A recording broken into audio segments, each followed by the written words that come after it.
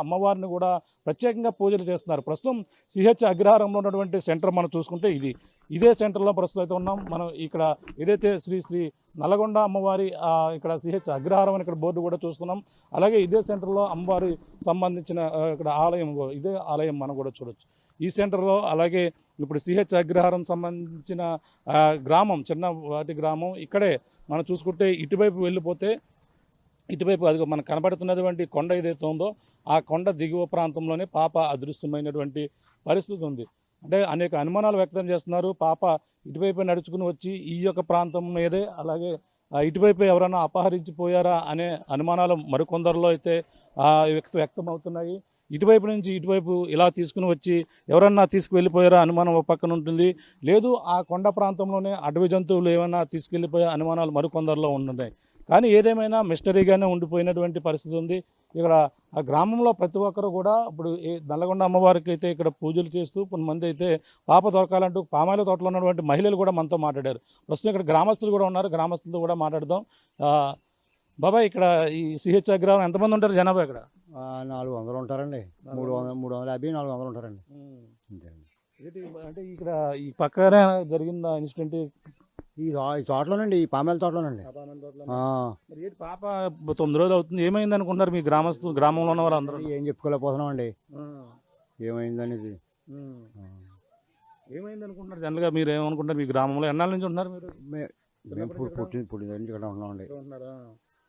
అంటే ఇప్పుడు శుద్ర పూజలు కూడా జరుగుతూ ఉంటాయి అంటారు కదా, అమావాస్య రేపు అమావాస్య అంటున్నారు.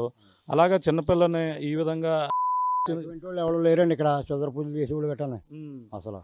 బయట నుంచి ఏమోనండి, బయట నుంచి వచ్చే అవకాశాలు ఉన్నాయంటే దానికి ఏం చెప్పలేం కదండి. ఎవరు ఎలా ఉంటారో తెలియదు కదా.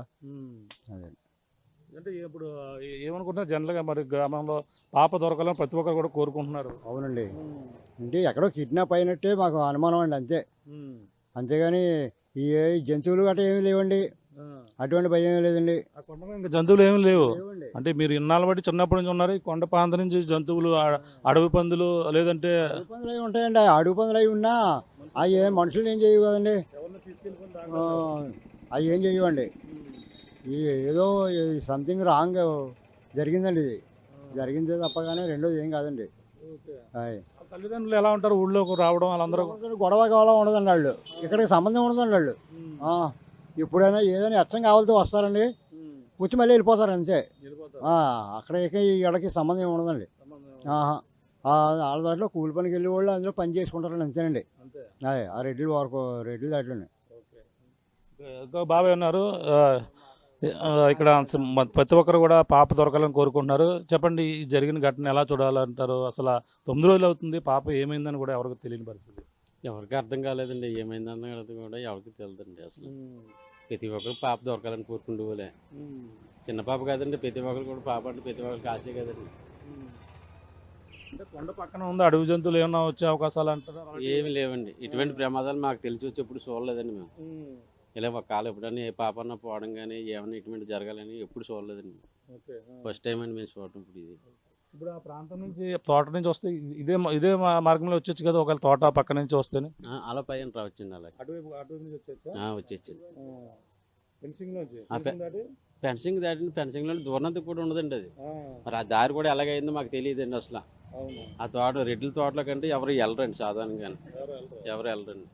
ఎందుకంటే మా ఊళ్ళు ఇంక వీళ్ళ పని వెళ్ళే తప్ప వాళ్ళ తోటలోకి ఎవరన్నా వెళ్ళినా వాళ్ళు ఒప్పుకోరండి అసలు.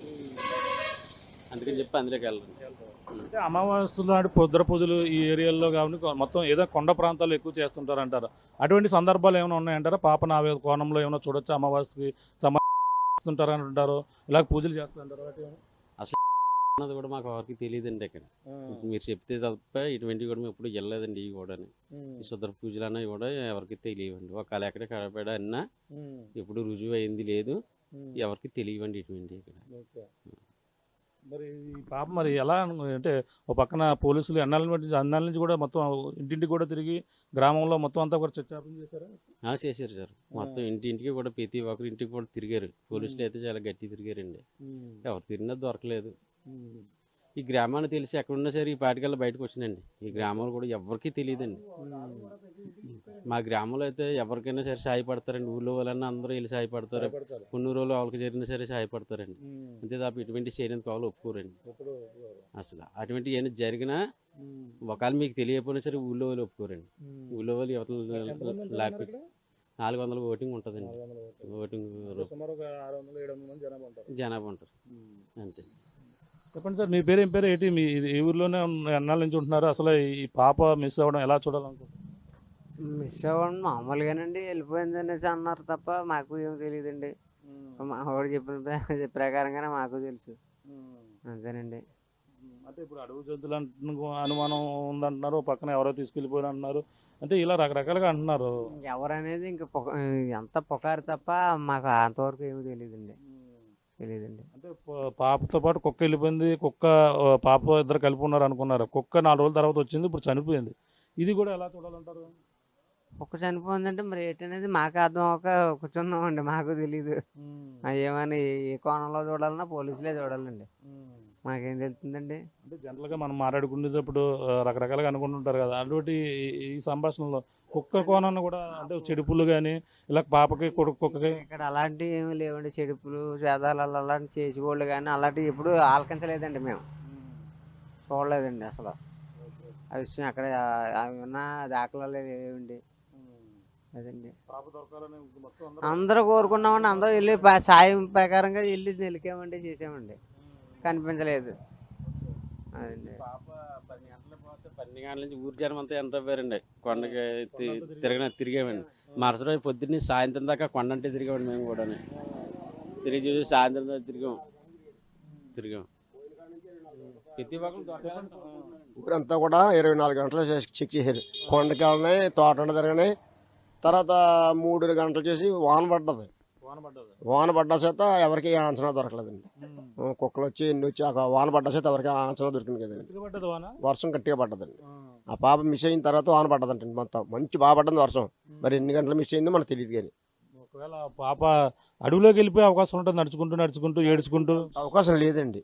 పెంచింగ్ చుట్టూ పెంచింగ్ అవ్వాలన్నా ఇది అవునా వెళ్ళాలి కదలేదండి. తిరిగి వెళ్ళాలి లేదండి, అంత గట్టిగా ఉంటుందండి. మరి ఏం జరిగిందంటారు? అంటే ఈ కోణాలు అన్ని కోణాల్లో పోలీసులు దర్యాప్తు చేస్తున్నారు, అయినా సరే ఒక చిన్న క్లూ కూడా దొరుకుతలేదు. వాళ్ళు చేసి పద్ధతి ప్రకారం చేస్తున్నారండి. వాళ్ళు కూడా మాతో పాటు ఆ రోజు ఫస్ట్ రోజు అయితే వాళ్ళు కూడా మా దగ్గర 100 వాళ్ళు వచ్చారండి. అందరం కలిపి తిరిగి నాలే నెలకమన్నారు, మేమే నిలికామండి. ఎక్కడ ఏ అంచనా దొరకలేదండి.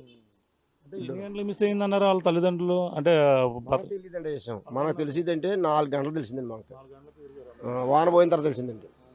అది అప్పటి వరకు తెలియదండి. ఇది పరిస్థితి మొత్తం. పాప క్షేమంగా రావాలని ప్రతి ఒక్కరు కూడా కోరుకున్నారు. ఈ గ్రామంలో సిహెచ్ అగ్రహారం గ్రామంలో